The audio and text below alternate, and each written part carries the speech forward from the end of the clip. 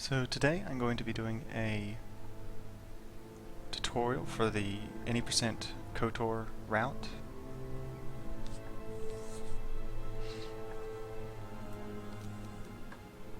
If you have any questions, please feel free to ask them in chat.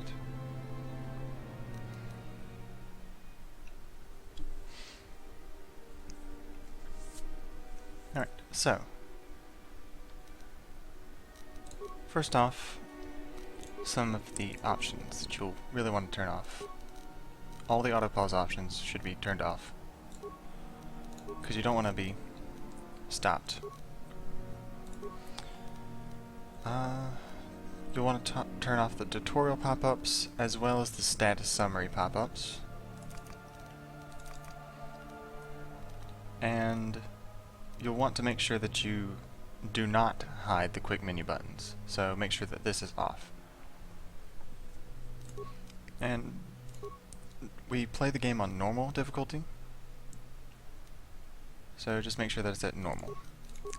All the rest is pretty much up to you. I have my quality set to medium and then no anti-aliasing or anisotropy. Yeah, that. I try to keep it to where it's not taking too long or being too memory intensive. I have VSync on because that helps with being able to move around during combat, so combat movement. And we're going to be doing a lot of that in the run because we don't want to fight if we don't have to. Alright. So, we're going to play as a male soldier. It is possible to play as a female, but you just have to change a few things. I'll point it out what you'll have to do for a female soldier, but I just usually go with the male. Portrait doesn't really matter. And then for attributes, we want to go with 18 strength, 14 dexterity, 14 constitution, 8 intelligence, 10 wisdom, and 8 charisma. This allows us to do a lot of damage and hit a lot with the high strength, and the dexterity and condition or constitution allow us to dodge more hits and take more damage. Having this amount of wisdom will help give us enough force powers or force points to be able to use our powers later on.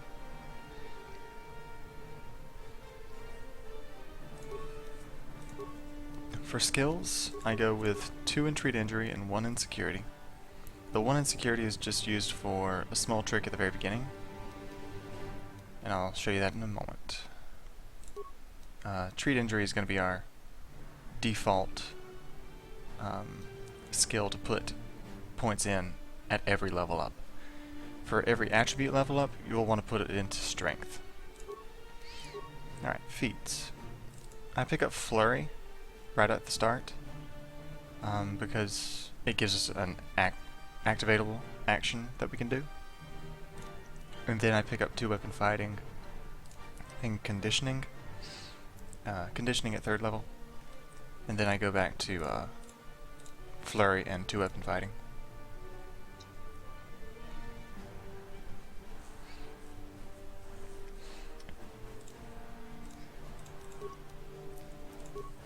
The name is not so important, so it can be whatever you want. Alright, so before we start, one of the tricks that we'll be using is called a save buffer. There are 3 that I know of. There are 3 types or sorts of instances where you use a save buffer. And that's when an area loads, is number 1. Number 2 is by crossing a cutscene or dialogue trigger. And the 3rd one is by opening a door or something like that. They're the first and the third, loading into a zone and opening a door, are just about the same in how you deal with them with a save buffer. But I'm getting ahead of myself. I need to talk about what a save buffer is. Well, we use quick save to skip past cutscene triggers. Quick save and then quick load. Let me show you. I start my splits when I hit play, so let's just go ahead. So I'm going to save a couple times and then load. And that skips the cutscene where you're thrashing around on this bed, getting woken up by the battle outside. And that allows you to not have to see that cutscene and waste the time. So right after you load, you're going to want to go to the footlocker, get the items, and equip the short sword. You don't need to equip the clothes because Trask isn't really concerned. He's only concerned that you have a weapon. So, since we save buffered through the opening cutscene, Trask does not run towards or run into the room with us. So we can actually go out and talk to him. Apparently if you wait too long, then he will come to you. So open the footlocker, equip the short sword, open the door and talk to Trask. So now we're on the other side of the door. Okay, we should stick. Because of the attack, this room is in lockdown, but we don't actually have to do that part because we're already on the other side of the door. So we can just keep walking down the hallway, talk to Karth, and then keep going. And this is why we have that one point in security. Because we need to use security to open this door. If we didn't have the security, we would have to use Trask, and as you can see, he's on the other side of that door over there. no problem. It would take additional time to get him to come and open the door for us.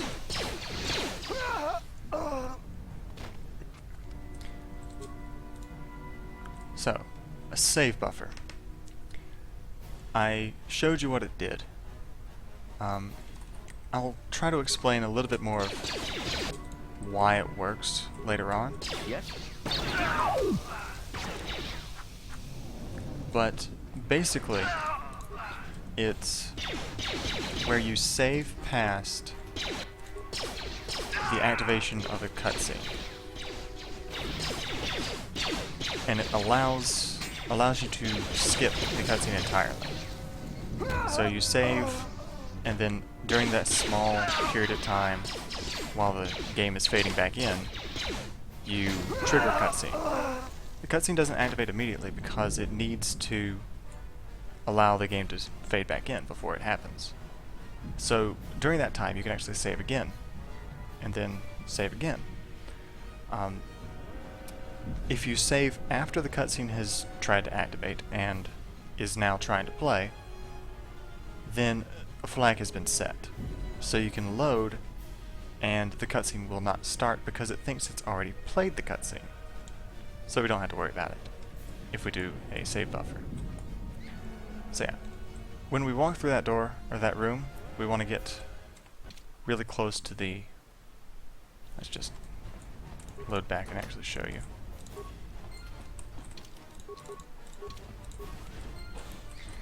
Oh yeah, I have a question. Why does he teleport behind the door? He teleports behind the door because he's supposed to talk to you from that one position for that one line. So I think it's actually a distance away from you that he's supposed to be. So if you're right next to the door, then he'll teleport behind the door because he's supposed to be inside that room. So for these guys, you'll want to get your guy to just do an attack and then switch to Trask to use power attacks on both of those guys. That makes it a little faster. This room we go to the locker and stand right in the small crevice between the Sith Trooper and the Footlocker, so that the Footlocker decides to walk away from us and equip a melee weapon to attack us. Grab the items, and now we can walk past the Sith Trooper there.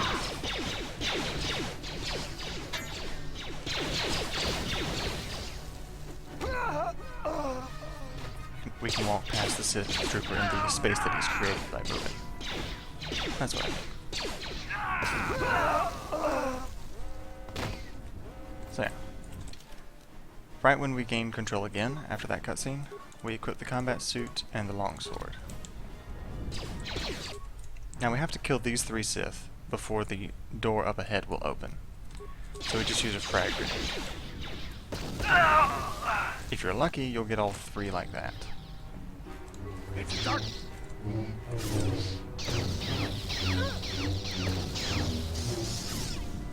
And now we have to watch as a couple of Jedi fight each other. That was one of the Jedi accompanying Bastila. Damn, they could have... You want to do the same sort of thing here, where you get Trask to use power attacks to kill those 2 guys. So yeah, you might be wondering why I didn't use a save buffer to skip this cutscene in here. That's because we have to kill those 3 Sith guards, soldiers, with anything. Just, they have to be dead for this door to be unlocked. Otherwise it's just locked and you can't get through. Same thing with this door right here to the bridge. The 2 Sith that we just killed have to be dead before this door is unlocked.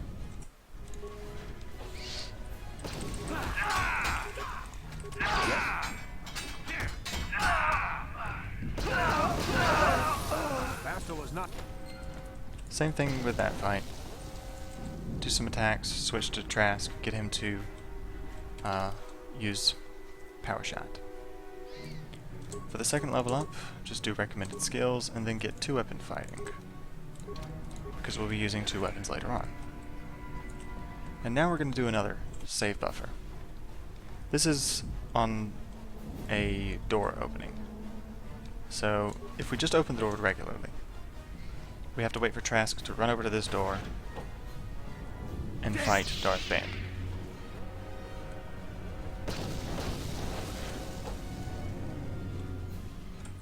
But we can save a little bit of time by saving, opening the door, save again. Well, I missed it. But if you save and then open the door, and then save again, and then save again, and then load, you'll skip this small cutscene. Let's see. Let's see if I can get this. Nope, it crashes. That's alright. Does it crash again? No, it doesn't. Alright, so let's try that again.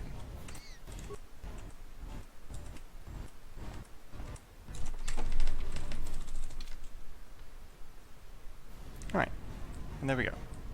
We've skipped the cutscene, and we can go through the loading zone. This is Karth doesn't have very much important to say right now.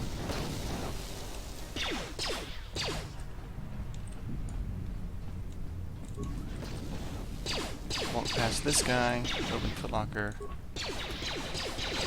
and then interact with the computer. The input sequence for the computer is 2, then 3.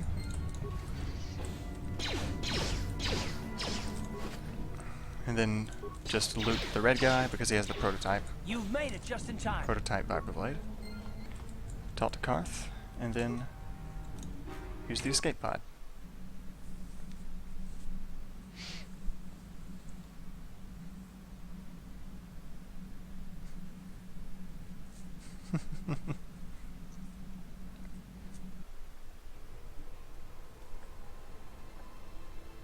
So that's the Endar Spire.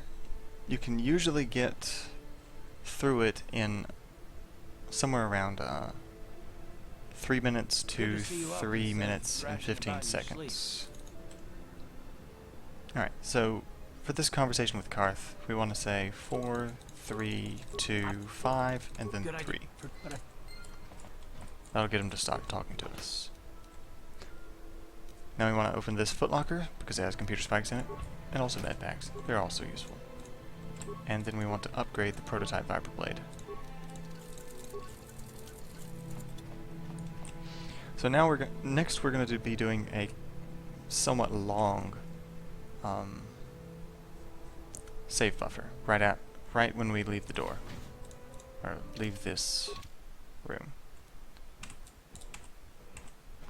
During a save buffer, while using quick saves, you can hold down the 2 mouse buttons to keep moving. And doing that, you can move quite a long ways. So instead of being over there, I'm over here, past both that guy, which you have to fight and kill, and this guy, who will stop and talk to you.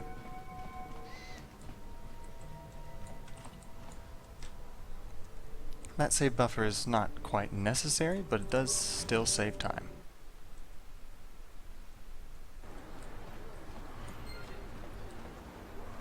So now we just want to go over to this loading zone over on this side.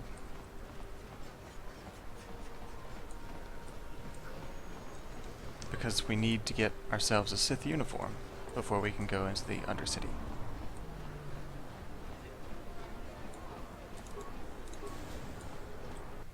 Lower city. Undercity's the 3rd level. Go straight across and into this apartment.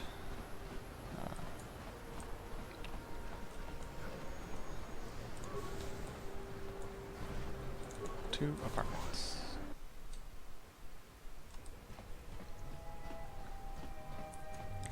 So we're going to go all the way over here to this apartment back here with the Sith troopers.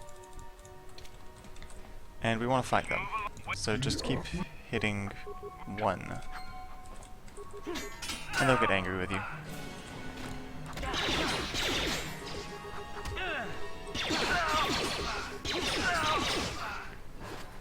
After defeating the Sith, loot their remains, and then we want to remove Karth from the party, or else he'll want to talk to us. We don't want to talk to him, so just send him back to the apartment, and then leave.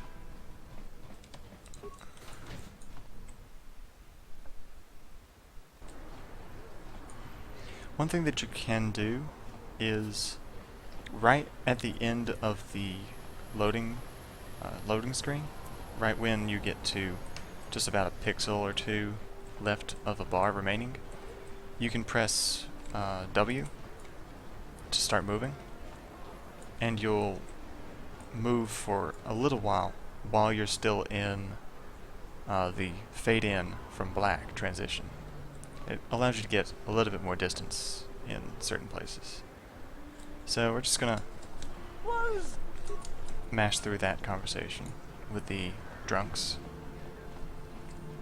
I use the numpad enter to actually advance dialogue and to select the first option. So since the elevator is off limits, we have to activate Sith armor, equip it, and then open it. But then we will need to take it off later anyway, so just go ahead and take it off. Now we're going to do another save buffer to get past this little cutscene. Yep, there we go. You can also talk to these guys. It's kind of interesting. Brezhik is nothing but a punk. I don't know why those Volkers follow him. Gadden's 10 times the man he is. The swoop race coming up will show those Volkers who's in charge here. When we win... Those aliens have impeccable galactic basic speech. Alright, so we want to go into the hidden Bek Base, but she'll stop us. Hey. So the conversation sequence is 2, 2, 1. And she'll just let you in.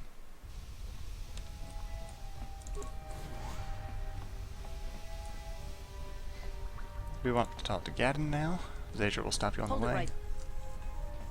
You'll have to forgive Alright, so me. there are Foreign 10 army invades options Taris, that you have to select declares martial law. before you get to what you need. So just mash through until you get there. So once you've mashed through your 10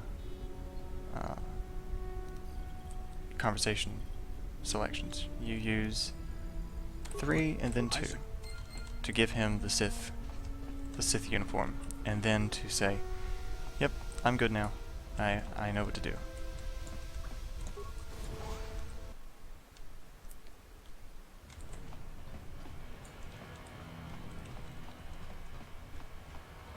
Alright, so now we want to do a save buffer past these guys.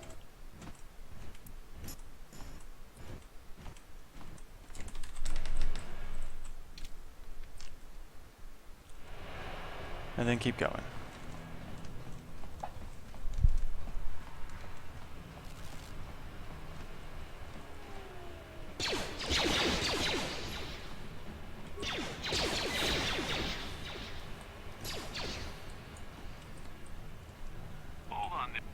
Mash through that conversation because you just have to show him the Sith papers that you got from what was that guy's name? Gadden. And then go into the Undercity. You'll want to do a save buffer here.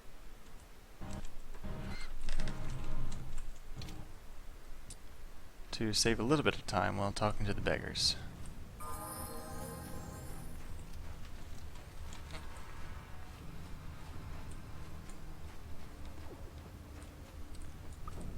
Alright, so then we add Karth back to our party once we get to the gate, before we get to the gate, because a conversation will start.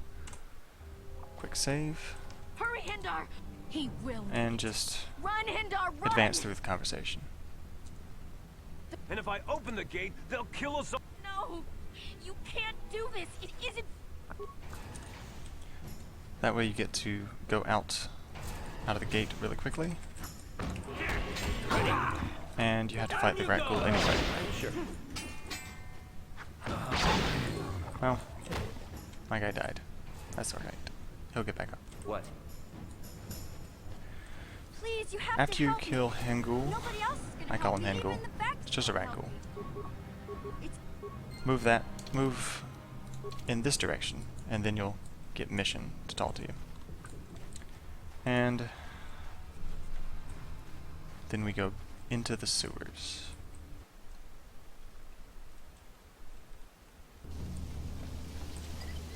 Turn on solo mode and move mission back to the ladder. Sure. We'll use her for a quick escape in just a second. Third level up, you'll probably want to get conditioning. Quick save here, and then we're going to open the door and use Adrenal Alacrity. And then we're going to use Adrenal Stamina on the next door, and then Adrenal Strength on the third door. Alright.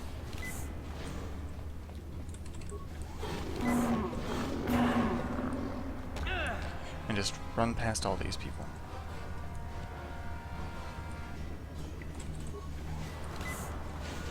We want to open this door, but it's sometimes hard to actually get your character to want to open it. So just kind of keep clicking it. Just to speed through that conversation. It can actually help. You can actually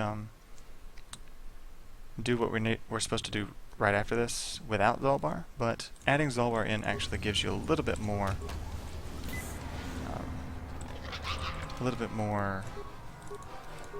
of a meat shield, because these Gamorreans are going to want to kill you.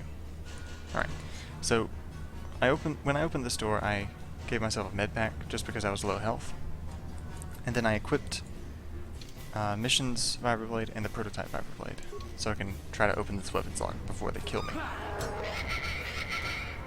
Alright, so right after you get the items in there, switch back to mission and interact with the ladder. That'll send us all the way out. Then you can just remove Zolbar, You have to remove Zalbar if you have him at that point. Turn on solo mode again, so she doesn't follow us. Then run past these guys. You won't be able to get. She'll open the force field for us after we try to interact with that, and then we'll go through that loading zone and remove her from the party forever, for good.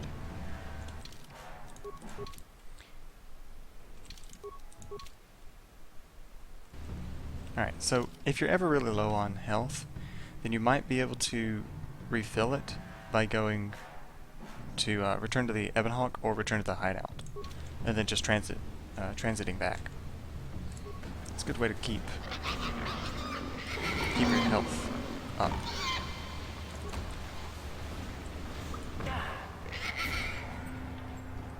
Especially if you're low on medkits. Alright, so right after we open that first door, we want to take a left, and then go through the long hallway with the 2 Gamorreans. And then go right in this roundabout.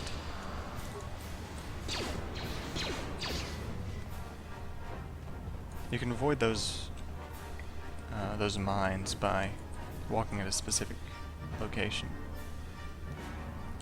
So when we walk past this hand, we want to grab the items on it and then keep going, because we're going to use them to take down the Rancor.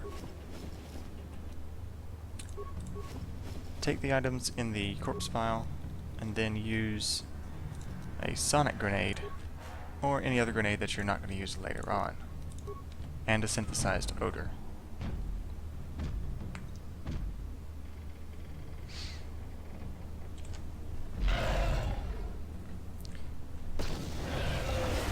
And so, the Rancor is dead.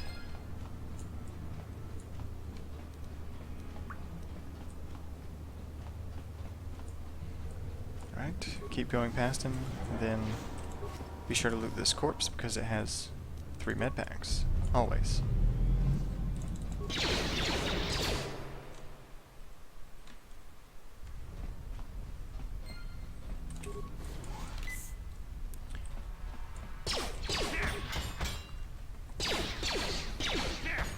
I always kill this droid because I enter in both of these rooms to get supplies. It's always one computer spike, and a med pack. Computer spikes are very important.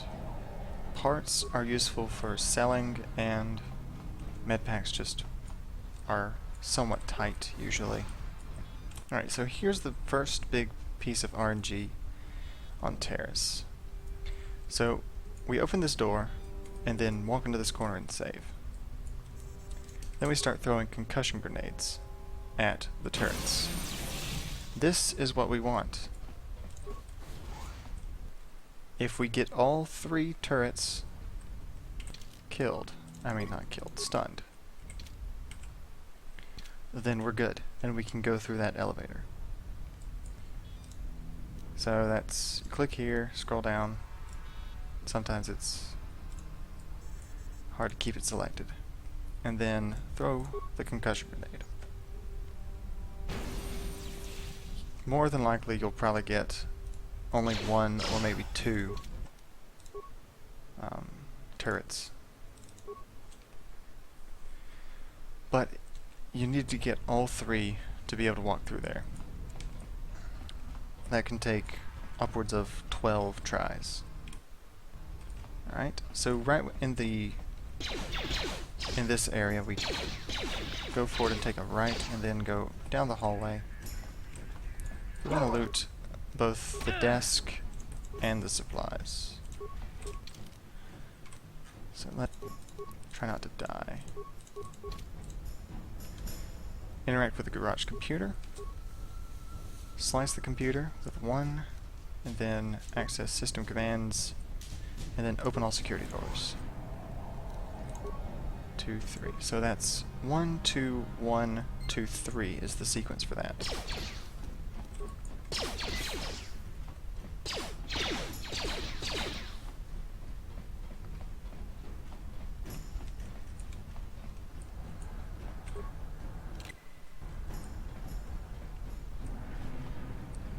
walk past him and try to...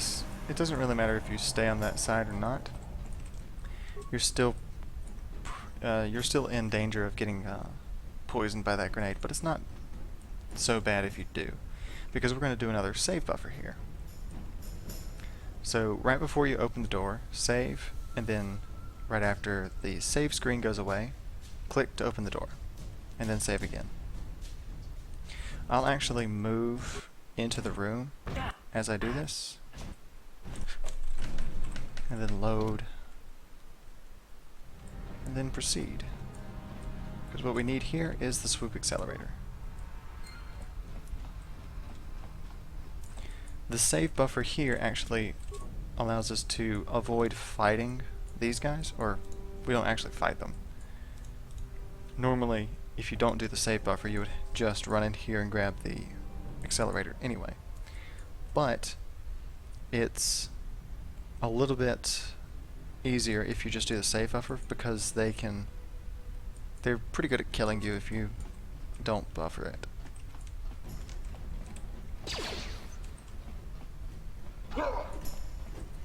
So go back out of the room and go over to the loading dock. Pick out this droid and save here. This is the second bit of RNG. You want to walk through here to about halfway in and then throw a concussion grenade at him. Alright, we got him. Now we want to disengage. I have it set to F, but you can click the disengage button down here and then attack the strongbox. Hopefully you get it in 2 hits or less. This box has plasma grenades, which we will sell later, computer spikes, which we will use later, and credits. Very important. So you grab those items and try to run away. The path that I take is dependent on where the droid is. If he's over there, or in the middle, then I'll try to skirt around this corner to get out of his range. But if he's near the footlocker, over on this side, then I can just kind of run out this way and not have to worry about him. Alright, so now that we got the droid down, we'll save before we go through here, because these turrets will sometimes just randomly shoot you. Usually they'll still be stunned though. So I save just in case they decide to attack me. Keep going through here and we'll leave out the front.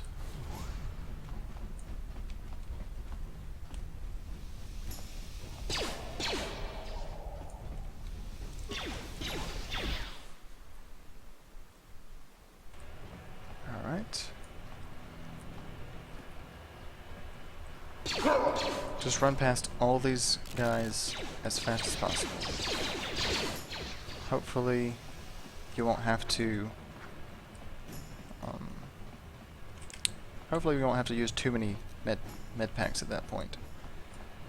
And thanks for the follow. Morgan Day, I think. Thanks a lot. Hope you continue to enjoy what you see. Right. So after we run past the Vulkars, they're trying to kill us. We run back inside the hidden Bek Base and talk to Gadden. You have returned. But I've got good instincts. And you have the look of a racer about you. Just try to relax. Just and in mash the through morning that we'll take you to the switch dialogue track. sequence, because it's pretty much just saying, yeah, I've brought back the prototype accelerator, and yes, I will race the swoop bike for you, because that's what you want me to do. Alright.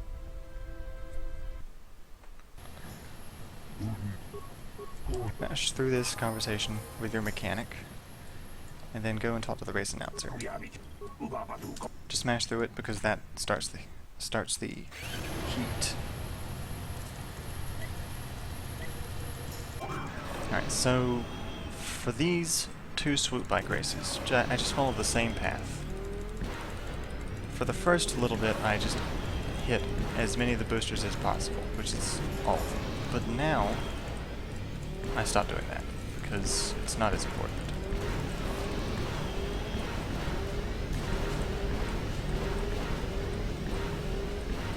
There you go. It's not so important to hit every booster, especially after you've already after you've gone to the maxed gear, which means the boosters kind of only help with acceleration. I think they might give you a little bit of boost as far as speed goes, but it just helps you get higher in gear quicker.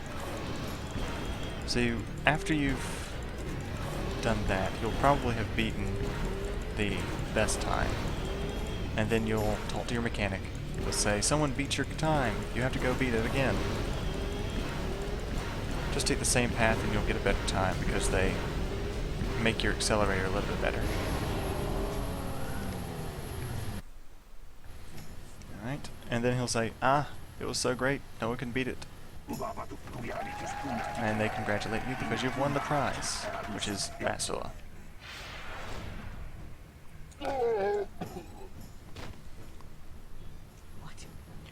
Just keep mashing through this conversation.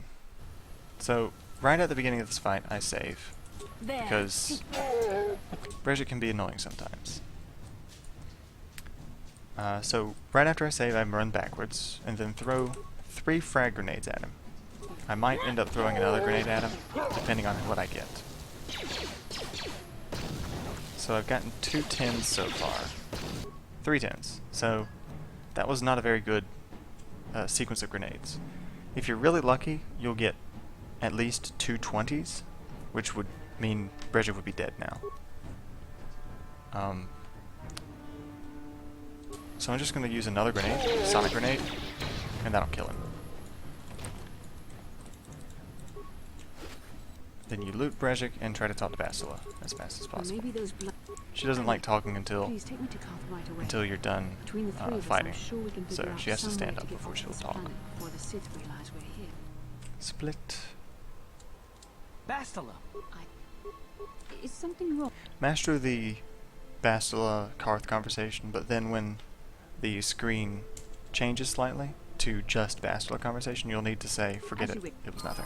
So that's 2. Then you'll want to leave, bring Bastila along with you because we'll use her for speed.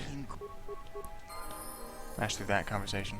So you'll see that I'm a little bit away from where I would normally spawn. That's because I walked a little bit during the fade in before the Twi'lek started running towards me.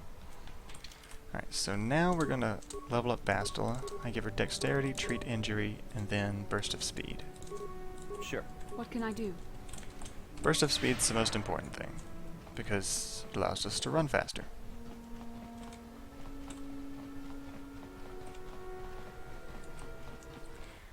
But, unfortunately, we now have multiple people in our party, which means we have to worry about our other party members not following behind. So, he's not wanting to follow very well. And that, in a nutshell, is why we try to keep no one in our party at all. But burst of speed is pretty good time save if they follow you. So you want to go into the cantina because you need to talk to Canderous. What? I turn on solo mode and then run forward as the MC. Mash through the conversation and then switch to Bastila. Because I can just go out the door immediately that way.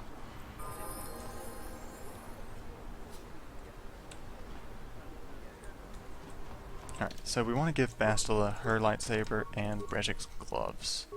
The gloves will give her an additional dexterity, so she'll have 20. And then, well, lightsabers are always good, so give her that. And she's the only one that can use it right now.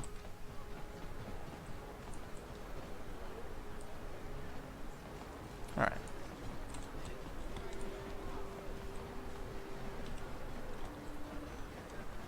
So we want to encounter these guys right now. so we can get some lightsaber points. Davik says you missed your. So we'll want to say the first option, or you could just mash through the conversation. Now if Bastila is far away, then we'll want to run as her so we can get her a little bit closer while he's fighting. But she wasn't too far away this time. We'll want to help this guy and give him the credits so we can gain more lightsaber points. How can I help? Don't talk to Bastila if you can help it. And then just loot these guys. Because usually Bastila will still be running towards you at this point. I'm here. Alright, so we're going to continue to abuse Bastila's force speed. And whenever it runs out, just activate it again.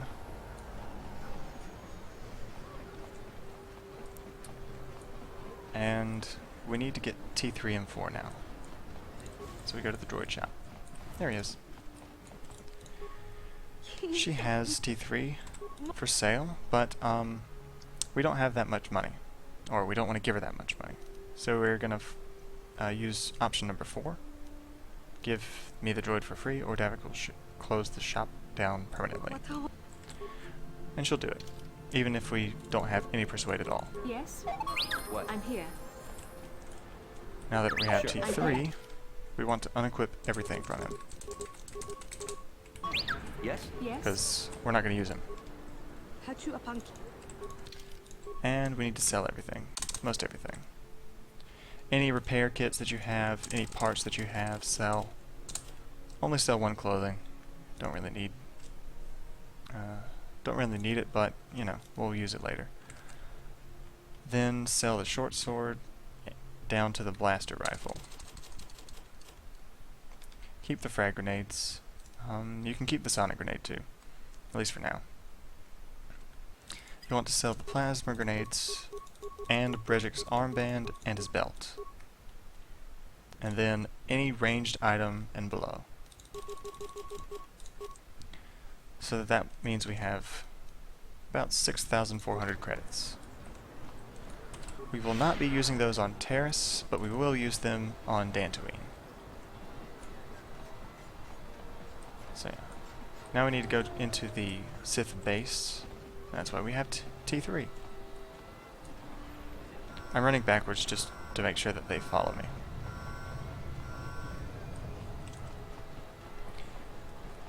If we have any questions from the chat, feel free to ask. I would like this to be interactive if at all possible. So once we've opened the door with T3, we don't need him ever again. Actually, I'll use him one more time. And we can switch from T3 to Zalbar, because Zalbar is better at fighting, and we'll need to do a little bit of that in here. Go ahead and give him the longsword, What can I do? and then enter the base. So for the secretary here, we want to say 3 and then 1. So we threaten her and then say, oh no, I don't actually mean it. That allows us to avoid fighting anyone at the very front of this base. So when interacting with the computer, I just did, let's see. So I did hack into the computer with 1, and then access security cameras with 1. And then I hit 2 for the secondary barracks, and then used 2 again to explode that transformer over there. Once that happens, you can just press 2H3 to exit the system. Alright, so here we want to activate the Hyper Battle Stimulant on Bastila and save. Have her run past those two because the MC and Zalbar will take care of them for her. She'll take care of that one. And then go in here and open this footlocker, because we need to get the Sith base pass card to get into the elevator over there. Alright, so now we have to fight Elevator Droid. He's a little bit of a pain. It's not so nice. We want to focus on getting the turrets, side turrets down. What can I do? And once Bastila takes down hers, give her the 2 Viper Blades that we kept.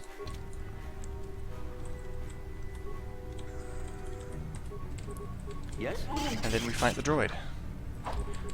Zalbar, I use Flurry for, but the other 2 I tell to just do normal attacks. The default attack. What? Because it has a better chance of hitting. What can I do? Alright. I switch to Viper Blades because they deal physical damage, and the lightsaber deals energy damage, and the shield would be much more of a pain if I was trying to take it out with an energy weapon. Alright, so we want to save before we open this door because the 3rd big RNG portion of the game is coming up. It's this guy, Sith Governor. I've come to hate him because he's so annoying.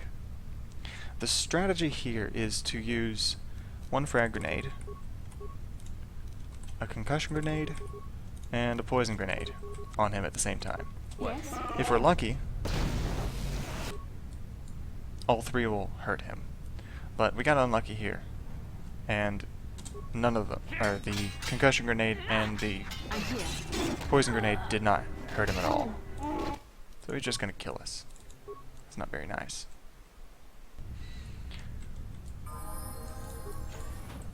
Who dare?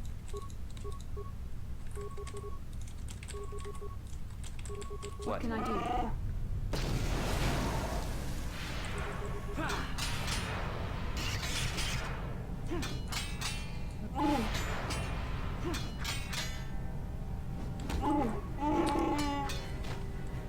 Yes? There is a backup strat for fighting him, Who dare? but it's not very consistent. It involves getting him to try to use a physical attack against someone. Oh, I got him. At least for now I do. It involves getting him to try to do a physical attack against one of your party members, and then running around in circles so he can't catch up to you.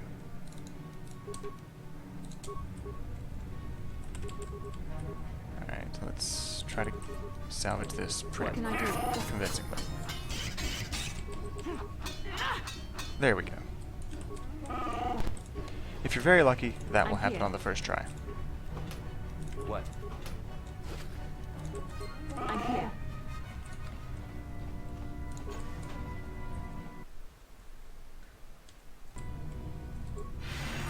Oops. Wrong ability.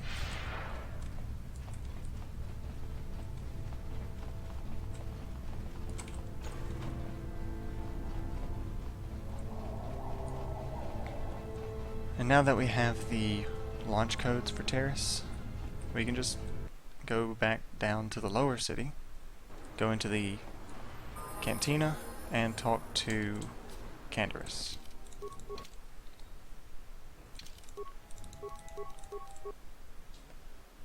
I returned to the hideout there just to get full force meter.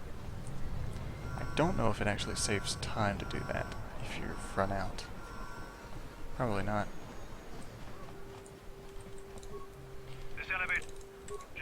Sure.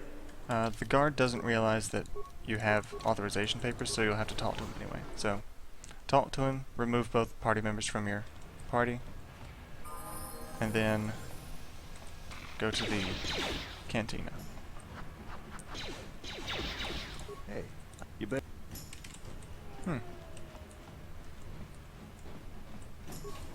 There we go.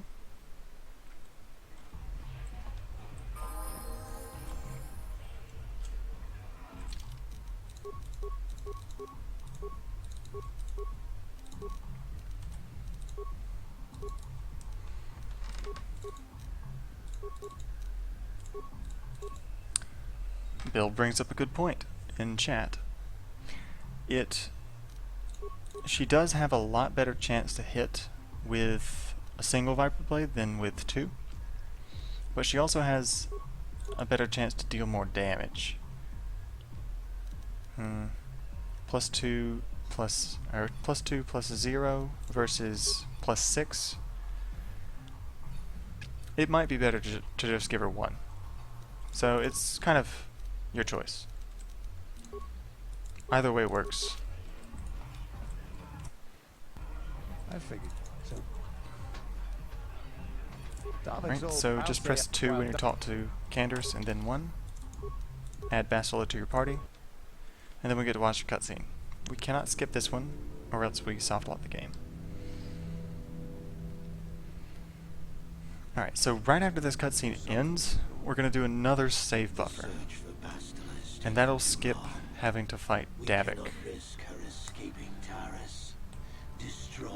And it'll save a bit of time at least. Mostly, it'll save the trouble of fighting Davik. But there are billions of people on Taris. We'd be slaughtering countless innocent civilians, not to mention our own men still on the surface. Your predecessor once made the mistake of questioning my orders, Admiral. Surely you are not so foolish as to make the same mistake. Of course not, my Lord Malik. I will do as you command, but it will take several hours. Are there any questions from the chat right now? Then I suggest you begin immediately. You are dismissed, Admiral. Yes, Lord Malik.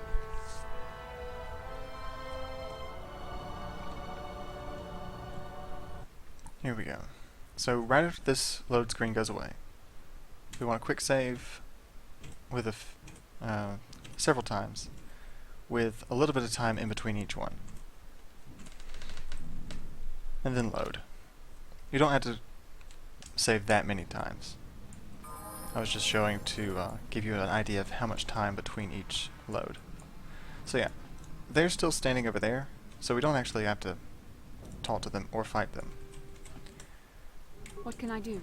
We'll give Bastila her lightsaber back and an energy shield. Then we want to take out the bounty hunter over here.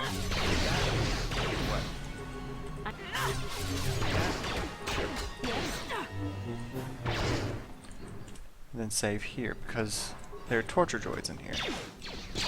This one, over in the back, is the one you want to kill first, because he can kill all of your party members in one shot. Save Canderous sometimes.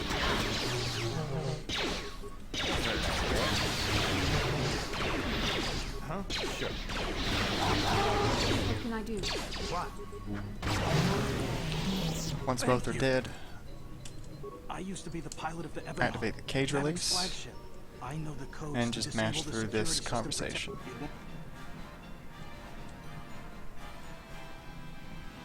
What can I do? Don't forget to loot the bounty hunter that we killed earlier to get the computer pass card. It's important for later on. So now we just run past these guys again. And before we go, we're going to unequip Bastila and Canderous. You can leave his equipment alone. What? What can I do?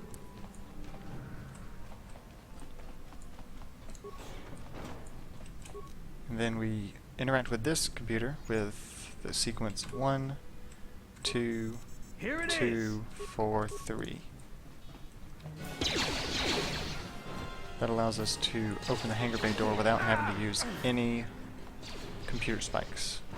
Alright.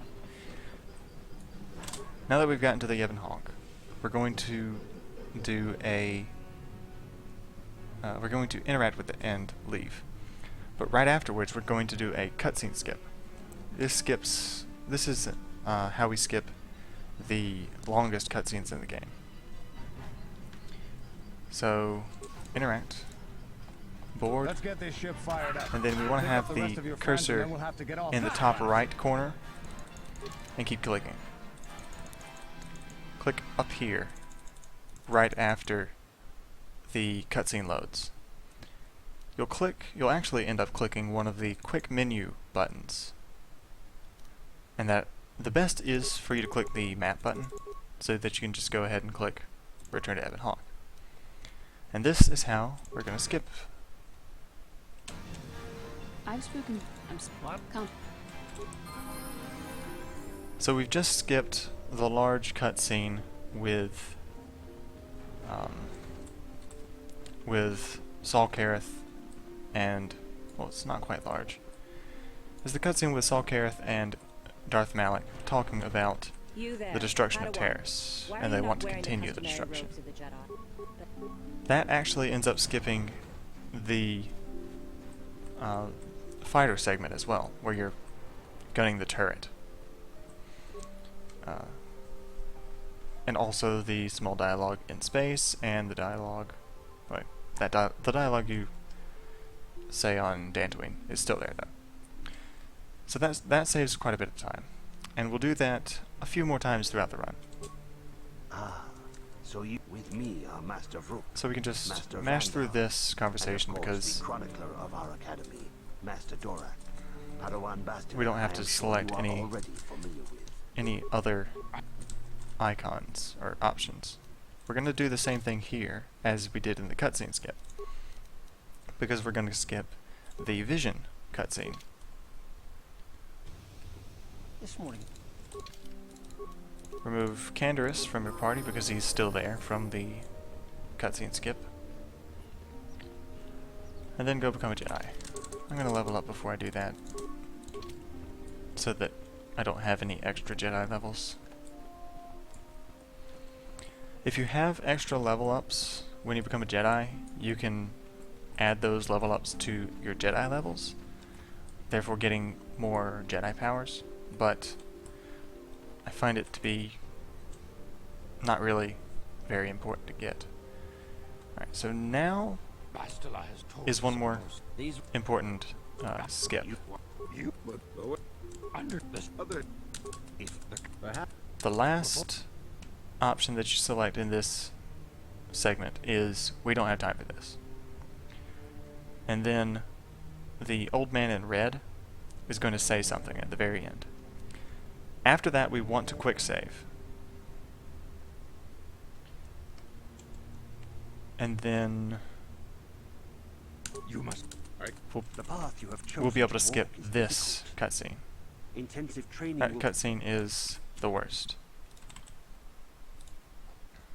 It takes about a minute to go through.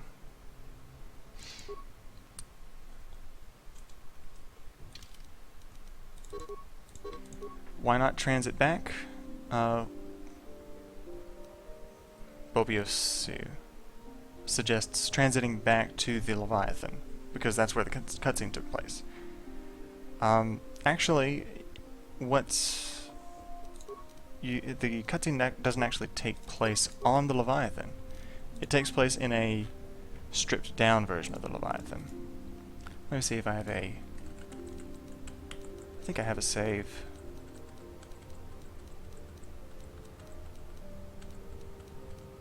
Where I can show it off. No, I actually don't. Wait, yeah, I do. I will actually show it off in a little bit, because the areas where the cutscenes take place don't have the entire map loaded. They only have a specific... They have walls removed because they don't actually show those walls in the cutscene, so no need to have them, right?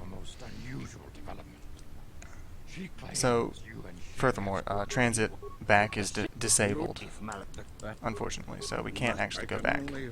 Alright, so we're gonna save right after that. That's one of the hardest ones to hit.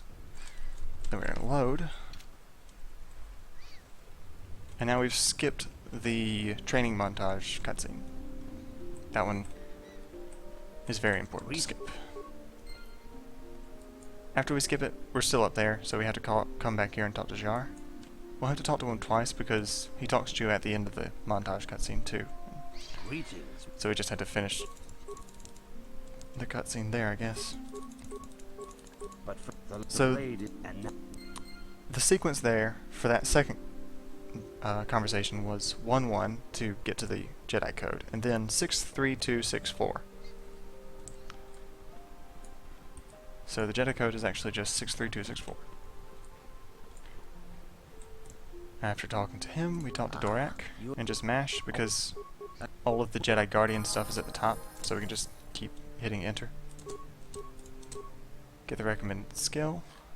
I usually get Weapon Focused Lightsaber because it helps me hit. And then I get Burst of Speed and Force Valor.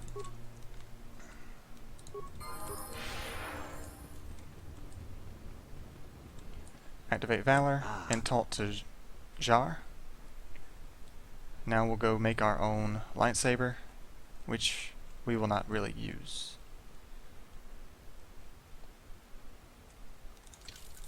Because right after we get it, we're just gonna switch to Bastila's. You have done. Talk to Jar and then run back the way you came, and then go straight across.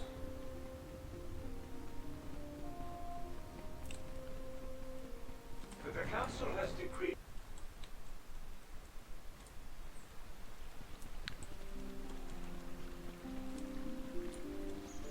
Are you a Jedi? Just smash through this conversation because he's looking for someone, and we actually will not go help him, unfortunately for him.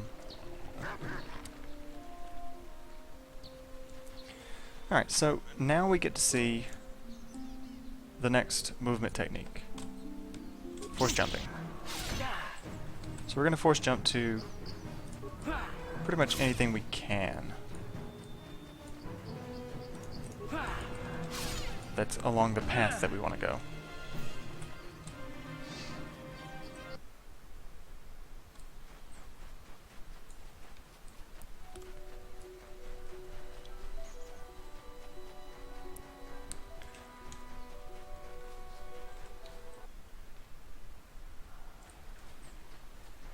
Take a left immediately, go to the grove where Juhani is. I always loot this corpse because it has a Mandalorian melee shield and that sells for pretty well. And then we're going to do a save buffer here. So save, and I'm going to move. And then load. If we get too close to her without save buffering, she'll start a... she'll approach us and then say, attack us. We don't want to do that, and we want to just talk to her immediately. Save buffering through that cutscene allows us to do that. So the sequence is 1, 1, 1, 1, then 3, 5, 2, 2, 4. Again. Alright? After she starts walking away, we return to the Ebon Hawk and report back to Jar.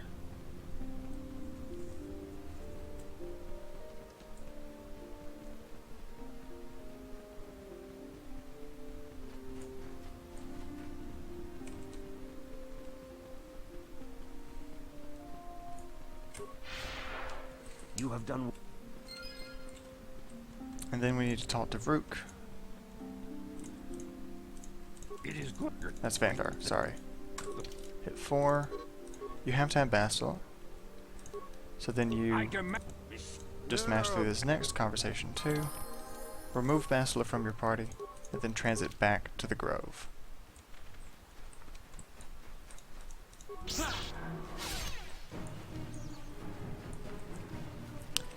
Build, I'm not sure that I would actually do a glitchless % race.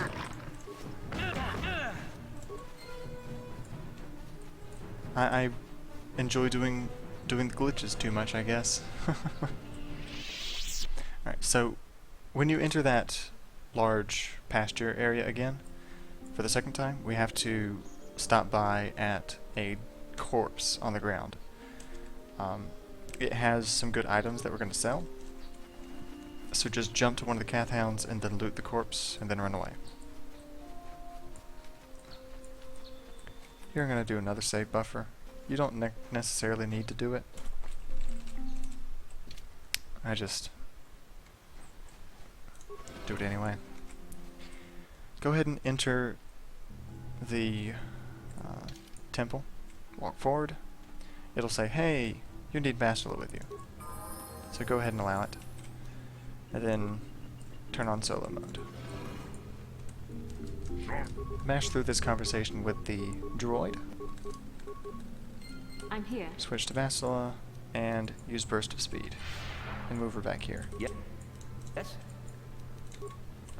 We're going to loot Nemo's remains and get the Jedi Knight robe on.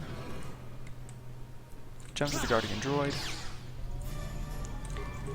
353113 is the combination for that lock. And then jump to this one, and the combination for this one is 353334. I'm here. 353113 is the first. 353334 is the second.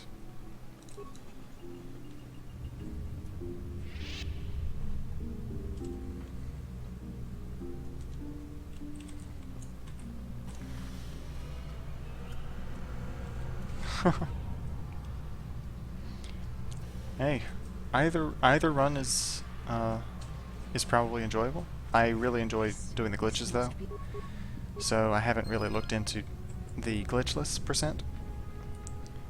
Go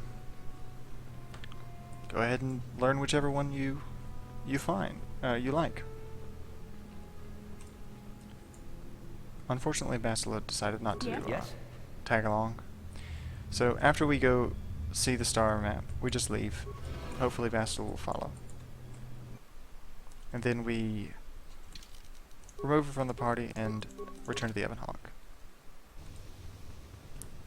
At this point we have all that we need to purchase the one item. This guy has it. We talk to him. Buy 5 med packs. Sell any security spikes that you have. The clothing, the Jedi robe. Keep the combat suit. Keep missions Vibroblade and the prototype Vibroblade. Sell the 2 Vibroblade, the other ones. Sell the lightsaber and Ordo's repeating blaster. Sell almost everything else. Keep that and that. This is a good upgrade. It's just a stem. You don't really need it. I just like to keep them around if I can.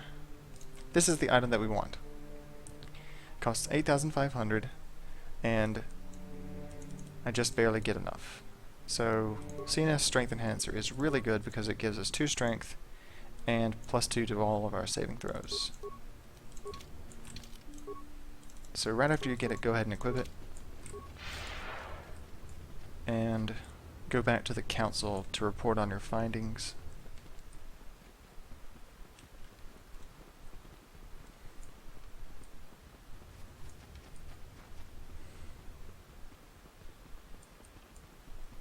Ah, you have returned, young Padawan. Have you discovered what it was? And just mash through the conversation. Return to your ship with Bastila. Both of them. And we will summon you.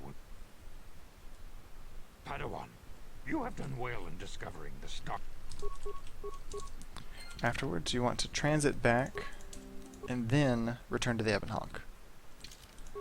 This will allow you to get there faster and also skip having to talk to that Twi'lek over there. He'll stop you if you walk through there again.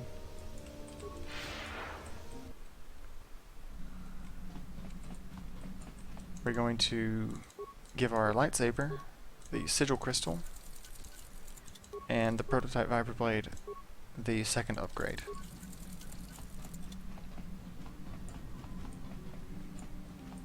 Go to the cockpit and get a cutscene. And now we're going to go to Korriban. We're going to do another cutscene skip here. So right after we hit travel, we're going to move our mouse up here and start clicking. Alright, and return to the Ebon Hawk. Re-enter and do it again. We're going to do 2 cutscene skips for Korriban.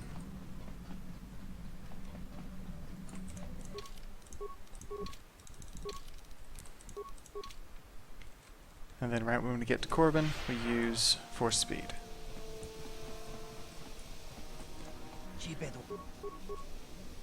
So just hit 1 4 times, and then hit 2 to get through that guy. We're going to do another save buffer to get past this conversation, so...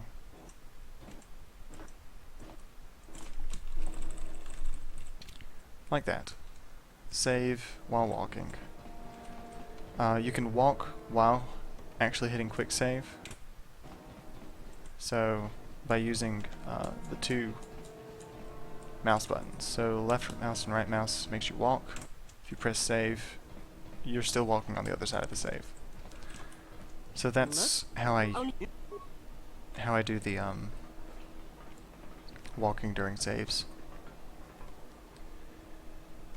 Just mash through this conversation. It's just some Sith students taunting you.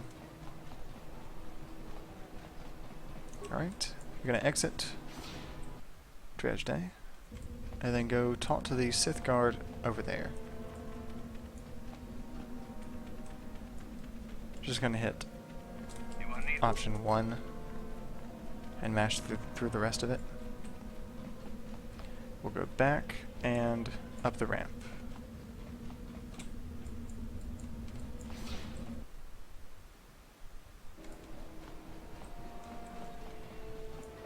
Before we talk to Yuthra, who will be able to get us into the Sith Academy, we want to add in T3 and 4.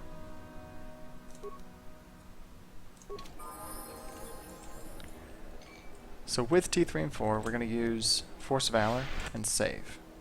Oh man, that's unfortunate. You're going to be learning save buffering, but ended up having to work. Oh well. So yeah, now that we have Force Valor on, we have our Persuade is now 0 instead of -1.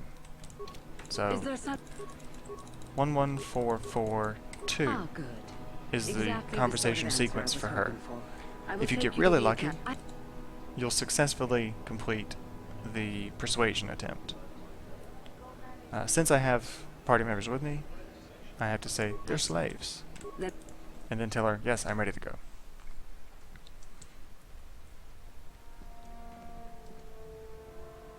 Greeting. Mash through this conversation because it's pointless.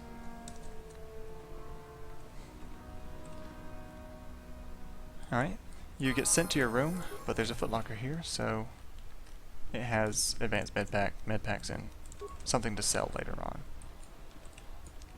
Ah, there. You get stopped by Yuthra. Press 1 4 times, I think, and then hit 4 and 5. Now we want to take a right. So here's Yuthra. Go out here, take a right. We want to go to Uthar Wind's room. But first we want to level up. Make sure that you have no level up on your main character right now, because we need to do a fake level up with T3. First level him up without spending the skill points twice.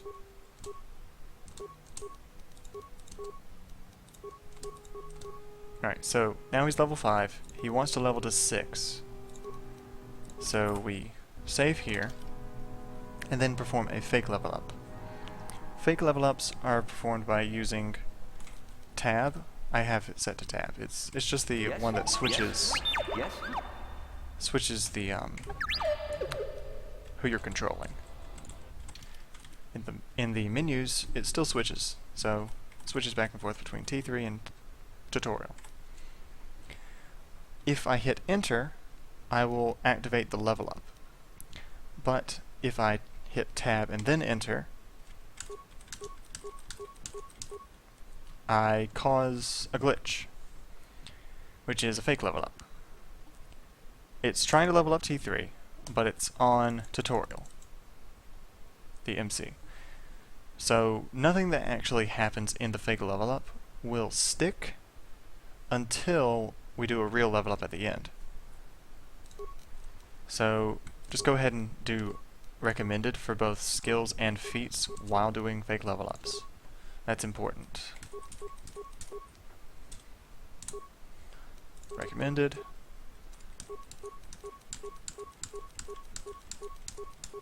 Alright.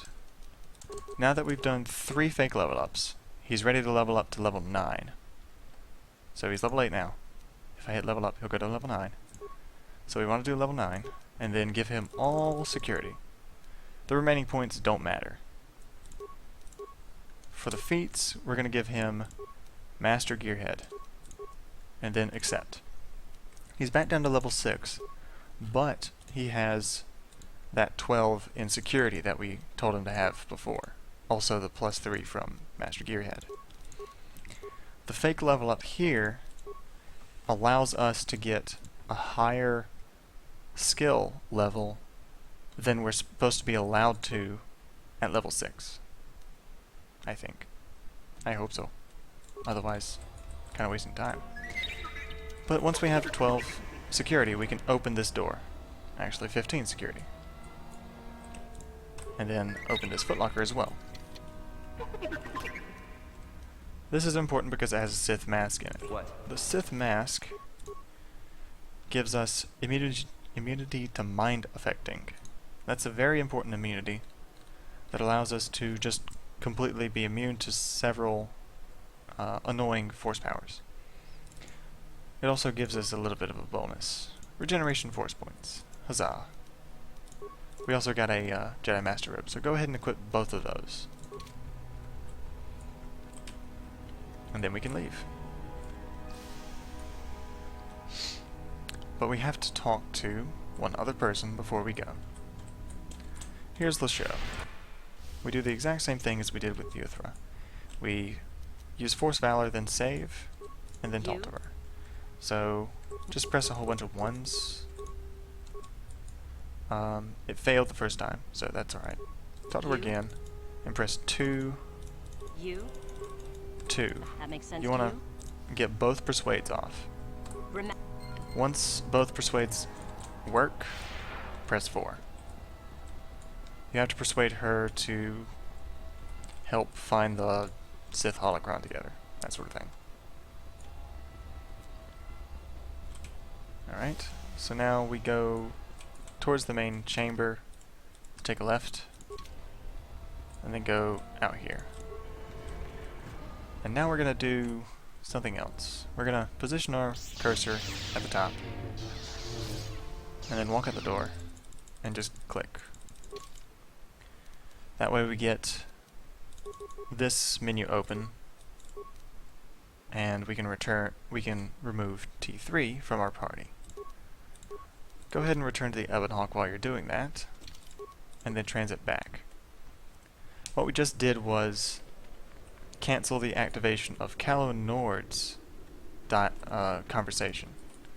So he's not going to attack us at all, because he only becomes hostile after he talks to you. So by going back to the Ebon Hawk and then transiting back, we get to skip that cutscene entirely.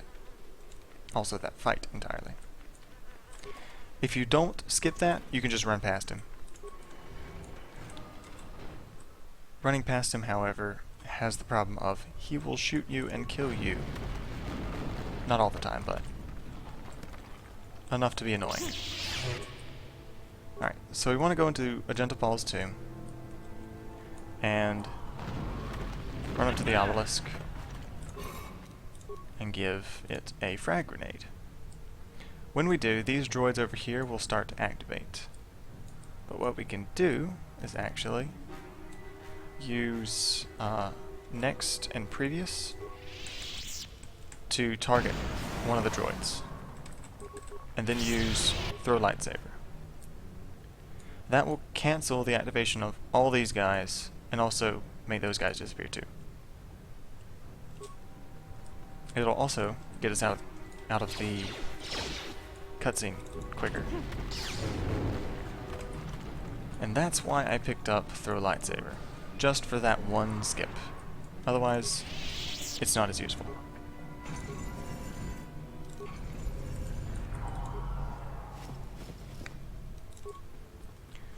Grab what's in the sarcophagus and what's on that corpse. too long. And talk to the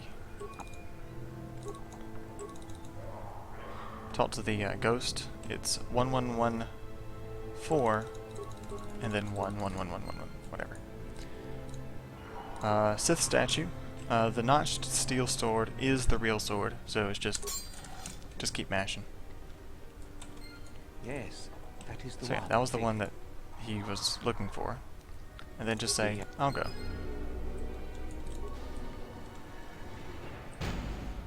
Oh, kind of want to avoid that mine, but we got lucky there and it didn't stun us. Actually, now that I think about it,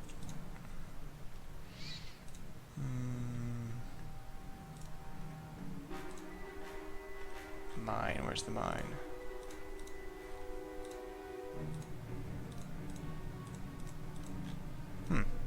I was wondering if the mine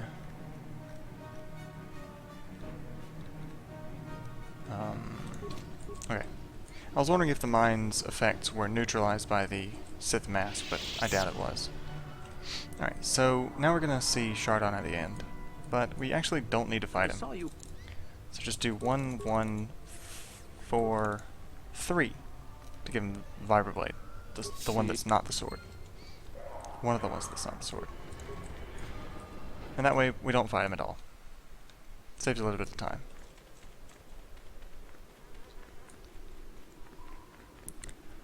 Run out of the tomb and over towards the back with Leshow.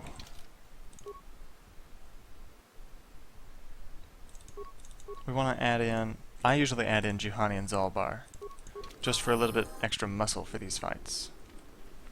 There you.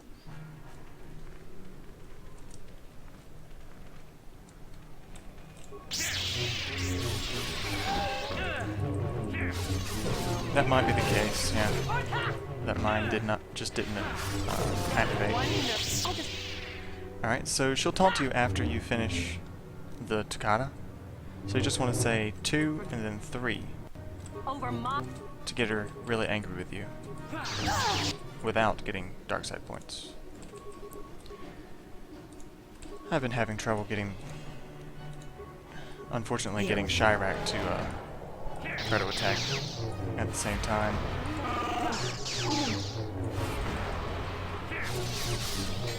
But she's usually not too much of a problem.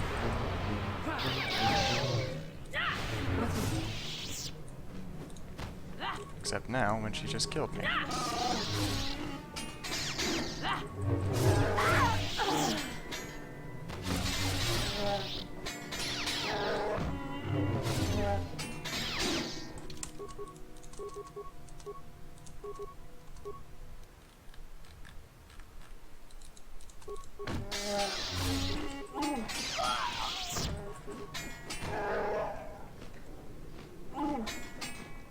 Yeah, so this is not how you want that fight to go.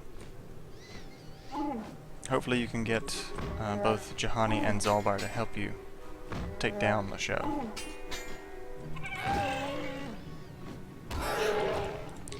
Loot her corpse, so you get the holocron. It's very important. What?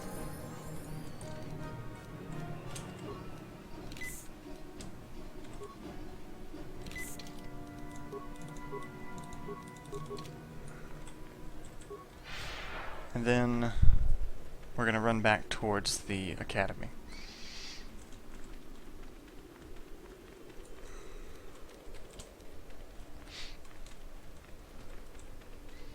If you can, there may be a Chirac that you can jump to along the way. So take advantage of force jump whenever possible. Instead of going all the way back to the academy, we're going to enter the caves. Take a right when you can. Run past those Chirac. And then take another right. Hug the left wall. At least that's what I do. Move up on the hill and bring Zalbar and Juhani back. Level them up if they need to.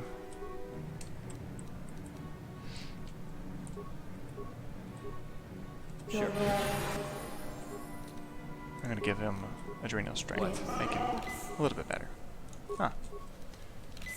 You can use stimulants if you need to, whenever you want.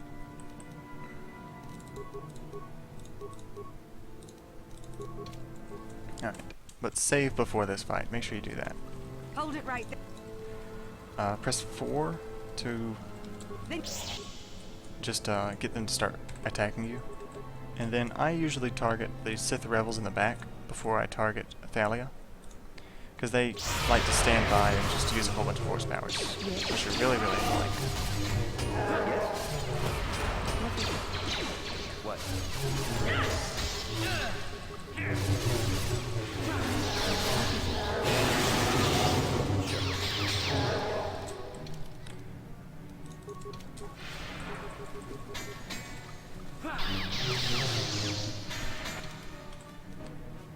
If your health ever really runs low during fights, go ahead and use med packs whenever you want.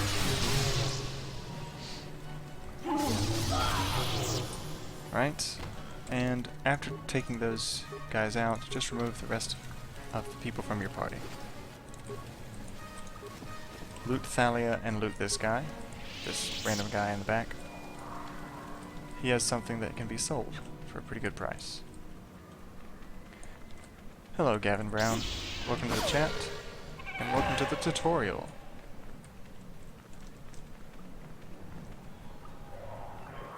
Sorry that my welcome was a little bit late. After killing the rebels, there's nothing else that you need to do in the caves, so just go back towards the academy and tell Uthar of your exploits.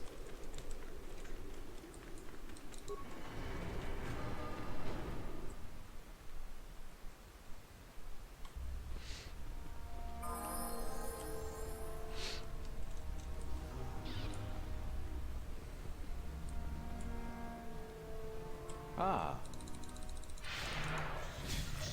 He did not bring him the correct sword, so he was upset. Greetings. Alright, so conversation sequence is 3, 1, 3, 1, 3, 3, 2, 2, and that's it. 3, 1, 3, 1, 3, 3, 2, 2. Right, he'll send you back to your room, but then you just need to go talk to him again.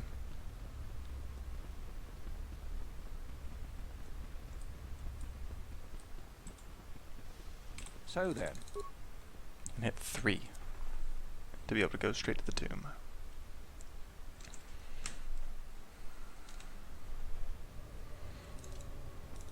Alright. Just mash through this dialogue. Be very. Do you Actually, don't mash through that dialogue, because you need to say 4 at the end. go? Just click through that dialogue.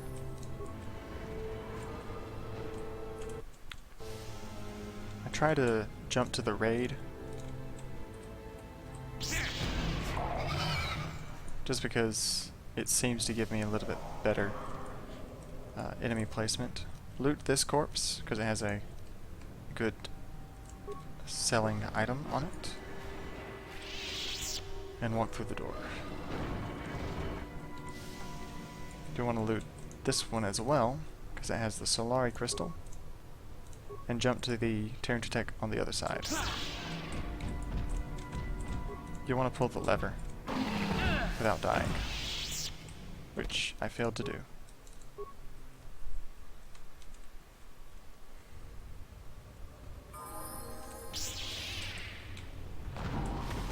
Whatever.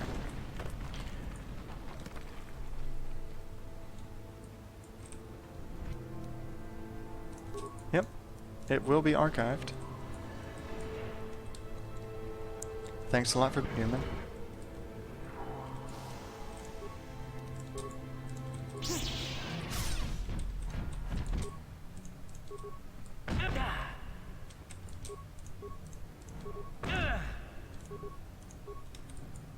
Oh, come on. Really? Sometimes the Tech just get in the way.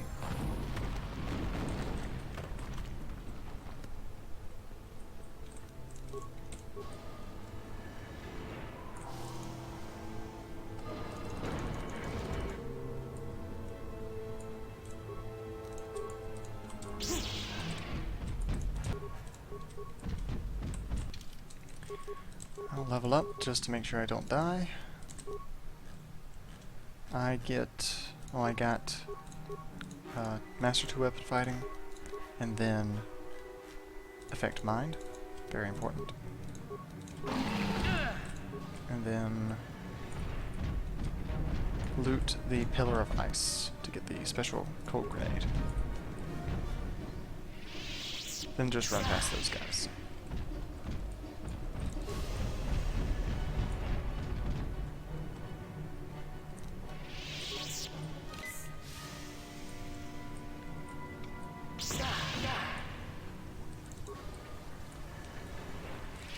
Use the cold grenade here, and then run across the newly frozen acid pool.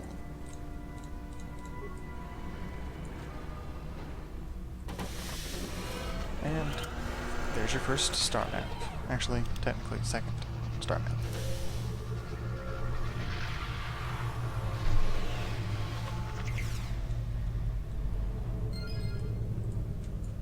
Go past the star map and loot that Sith statue back there, because that's the item that Uthar wants you to get.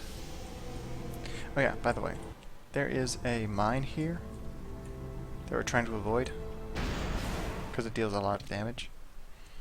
So I'm gonna hug this wall right at the edge so we can just walk around it. You can also go on this side too, as long as you don't get too close. Alright, so right before Uthar, we're going to use Force Valor, and then save. So, Conversation sequence 5, and then 1. Now we need to fight Uthar by himself. Hopefully he just won't... Yep, he's just going to outright kill us.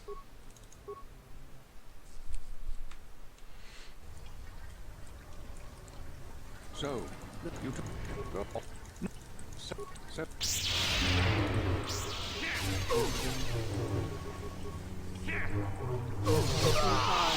Alright, after he's dead, she'll taunt to you. Just go ahead and hit 1 because the light side. Finish her off too. Well, not quite. After she begs you to stop, press 3, then 2. Then you'll go. That'll give you light side points. Loot Uthar, because he has 2 really good items and also 3,000 credits.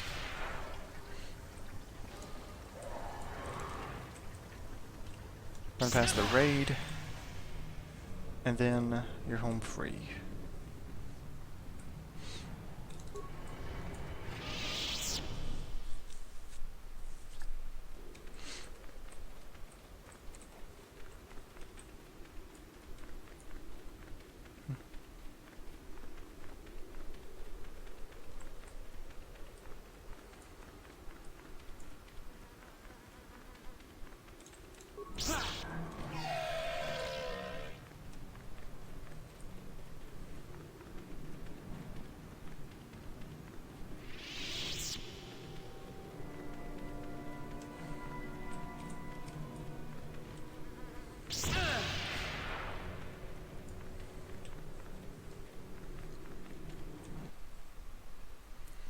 Alright, so the only thing left that we need to do on Korriban is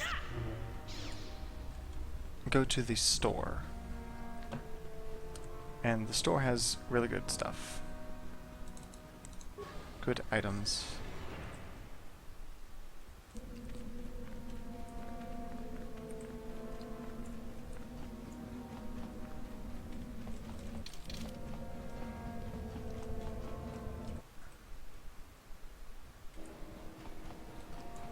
Mainly, it has good stems for us to get.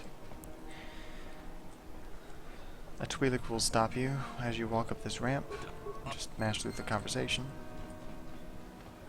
And then talk to the Zerka guy. Greeting. 1-1. Alright. So, what you want to sell are parts.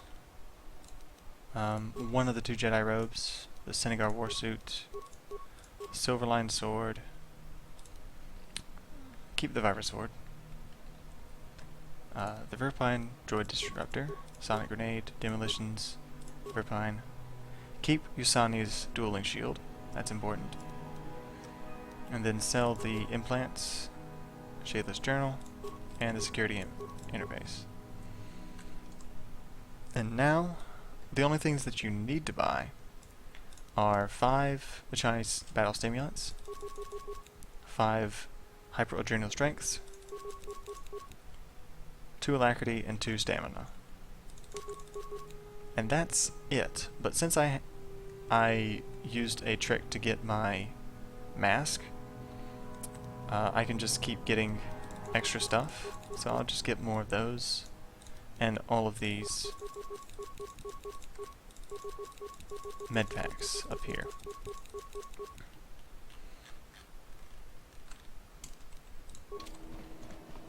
And now I'm fully stocked with med packs and really good stimulants for later on. We go back outside and then return to the Ebon Hawk. And Zalral wants to speak to us, so we allow him. And then we want to equip the Solari Crystal and the Jinru, but sometimes I don't have enough light side points to equip the Solari Crystal, so it just removes it from me. So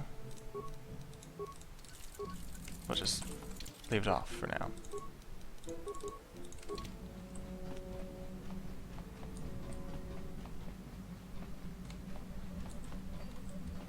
Go back to the galaxy map and fly to Manaan. And we'll do another cutscene skip.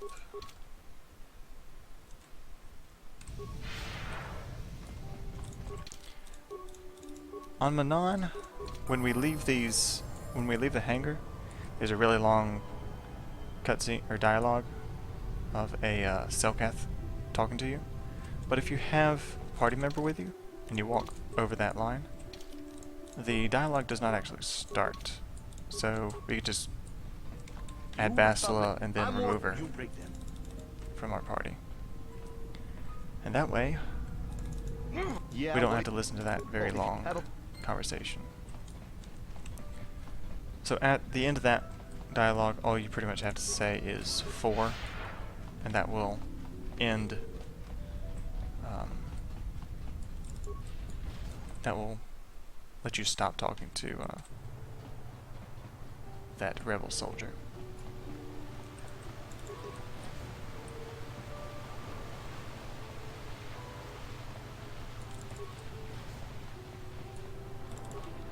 So we're going to talk to the Selkath Port Official. 1-3 lets us through if we have Force Persuade.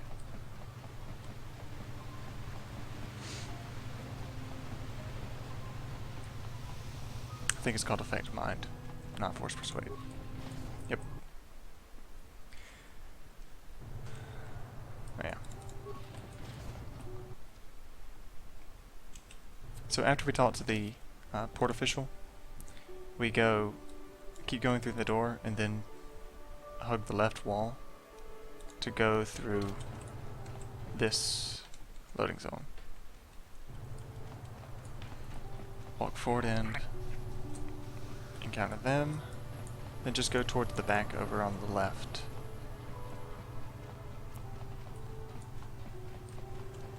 And this is where we talk to Welcome to Manaan. Republic. I'm Roland Vaughn, as the official representative of the Republic Embassy. So the only thing that you had to do other than mash is press 3 at the very beginning to say I'm on a mission, and then just mash. Because the rest of the conversation is pointless. After we talk to him, return to the Ebon Hawk, and then add Bastila back, walk through the door, and then remove Bastila. And now we're going to keep going down this hallway until we reach the third hangar. That was the second one. And then here's the third.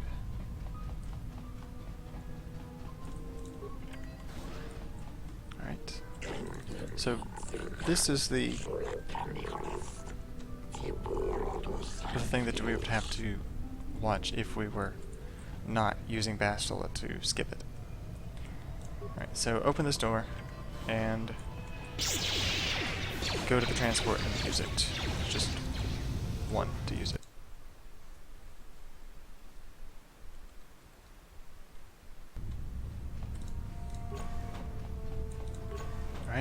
Right when we enter here, take a left, keep going. And now we're going to do another save buffer on this door. Save, open save. This one is based on time, so space out your saves and then load.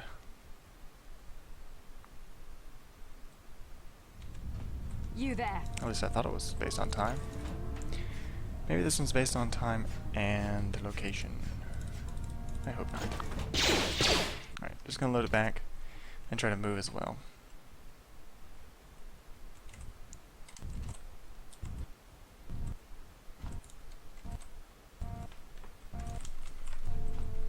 So I ended up walking across the room. Yep, there we go. So for this one you want to actually open the door and walk through as well. So you can skip that dialogue. Go through that door and then to the left, and then go into the disassembly room. Just loot the broken droid, and then go back to the front and exit out the elevator. Right after this zone loads, West Central, we're going to do another save buffer. Save, save, and load.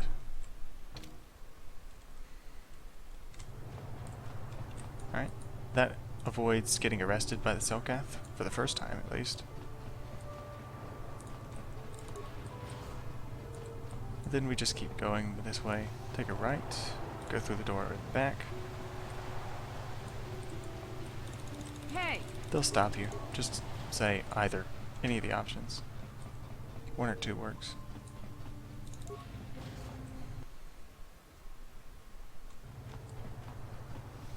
Alright, once you're through the load, go through this door and take a right. And this is back at the Republic Embassy. We'll need to talk to the representative. Have you met? Just mash through the conversation. It is. And now they'll let us go into the back.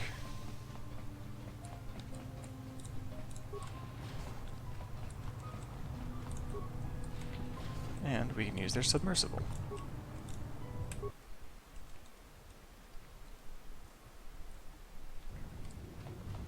Alright.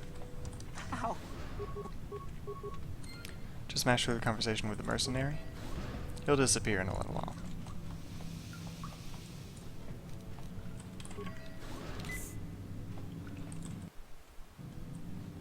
Alright, so here we're gonna just do some jumping and running through large groups of enemies. While you're doing this, try to switch to hyperadrenal alacrity down here so that you can use it immediately when we come upon a door later. Right. Open this footlocker because we need to get the sonic emitter.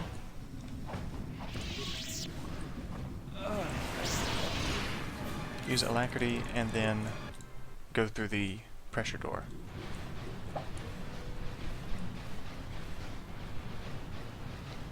Alright, thanks for the follow, PBS Matt and Dash.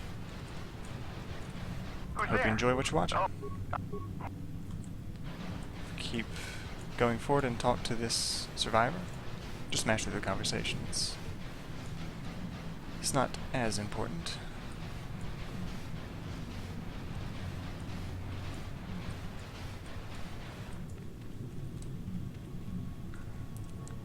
Follow him outside.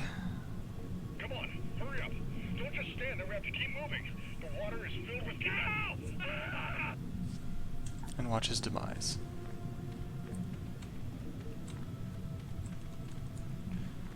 Alright, so this is probably the most boring part of the run. So it's the slowest because we're underwater, and the way to make it faster is simply to use force speed and hyper-adrenal alacrity before we exit through the pressure door.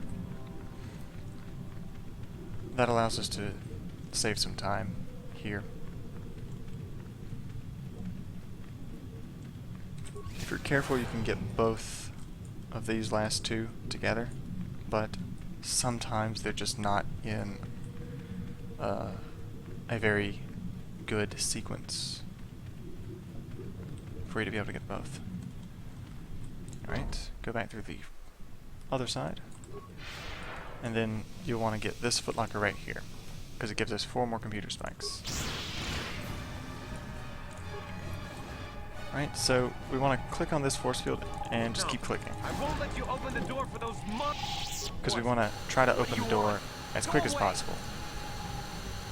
Because otherwise we're going to start doing a choking animation.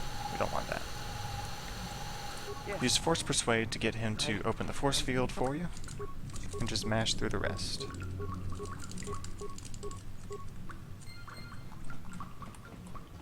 Be sure to use Burst of Speed at the end before we exit, so that we have enough, or as much, speed as possible for this segment.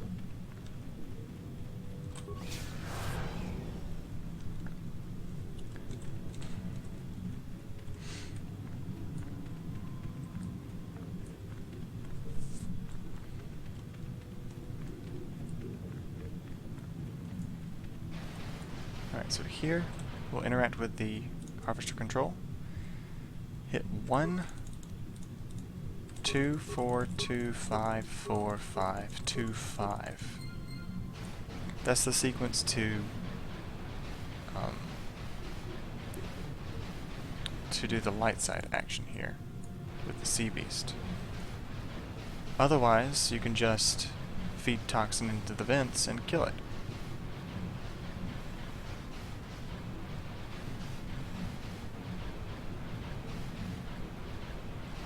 But that's a dark side action. And we're trying to limit our dark side actions.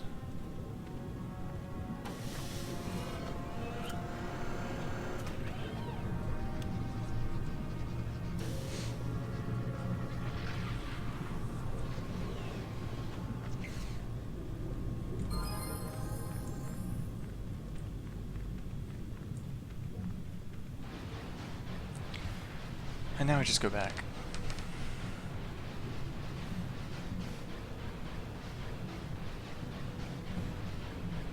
If we have any questions from the chat, now would be a good time to answer them. Or to ask them so that I can answer.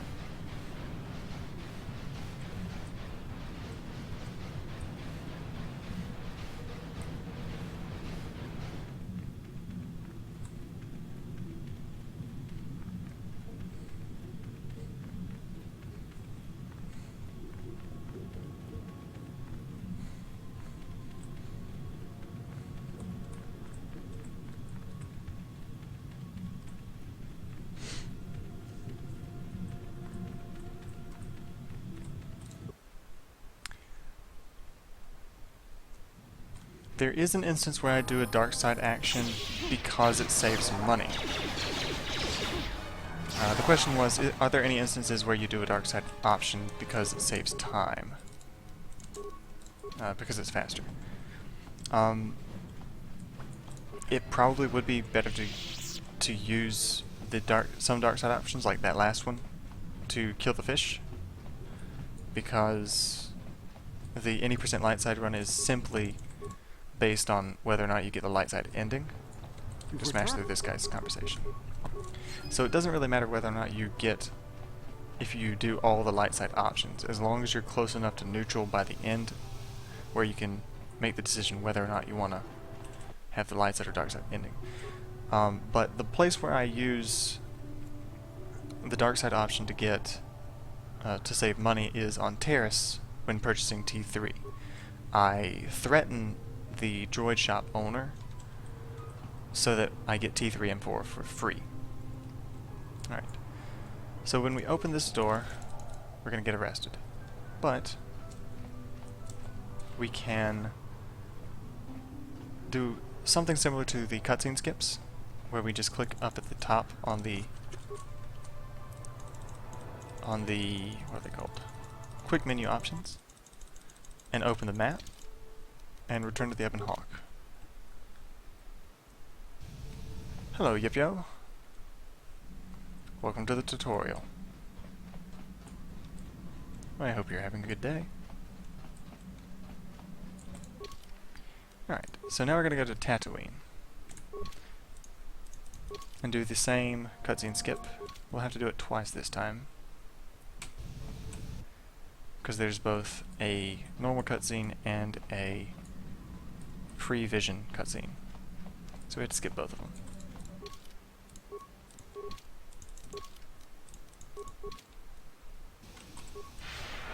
Alright.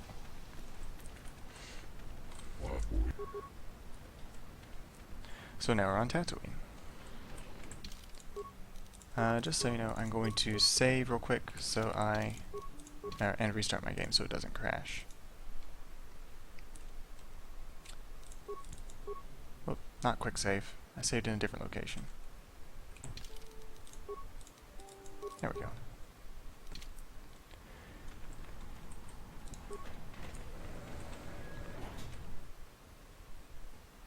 Alright.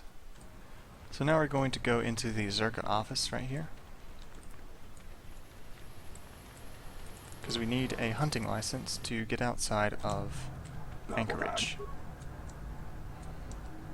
So when we talk to this Zerka representative, Can I help you? 11132 is the conversation sequence. Alright, right after this loads, I'm going to use the force power to skip talking to this guy. Daisoku. Interesting. I've never noticed his name before. Some dark Jedi around the corner. Just run past them. Welcome back, Danland. Things are going pretty well. If you have any questions, be sure to ask. No one. Talk to Villain, and then get let outside. Well, You can mash through both her and Villain's conversations. The ones you want are the first options anyway. Alright, so when we're running toward the sand crawler, we want to run towards the right hand side, but not off of it. Because if we run towards it while our head is off of it, then we're going to run into some sand people. And that takes a little bit of time. Alright, once we get into the shade, start equipping stimulants. A Chani Battle Stimulant, make sure Burst of Speed's back on. Hyper Adrenal Strength. Hyper Adrenal Stamina. And Alacrity as well. And then, one for good measure, Night Valor. And then save. We want to jump to this guy back here. This one. Jump to him and do normal attacks. I mean, flurries. And we stop fighting and loot the corpse. Because we need his outfit and the bantha fodder he has. Now we run across this segment. We'll run into a group of sand people.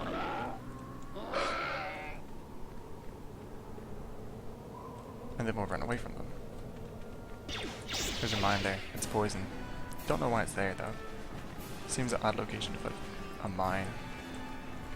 Alright, once our lightsaber gets put away, we can equip the Sand People clothing and disguise our way up to the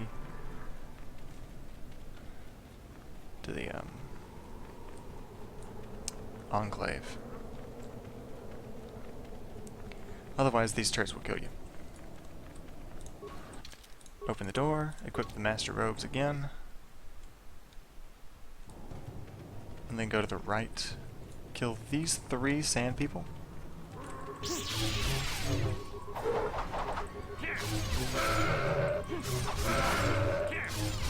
Open the door, then kill these 2 back here.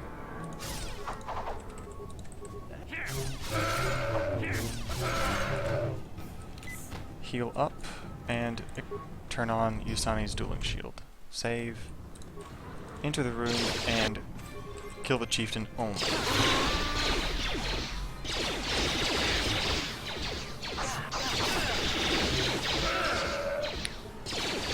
And then loot his corpse.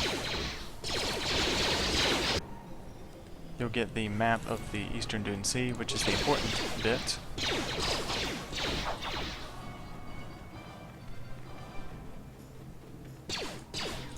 And then just leave the Enclave.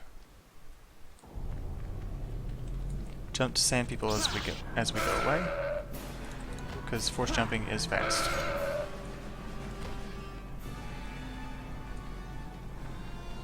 And then run towards these spires in the background. That's the transition point where we are heading.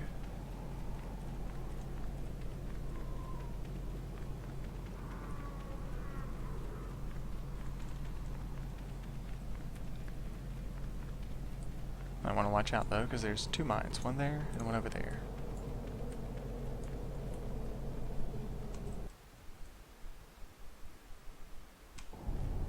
Alright, now we need to walk towards the Twi'lek right here.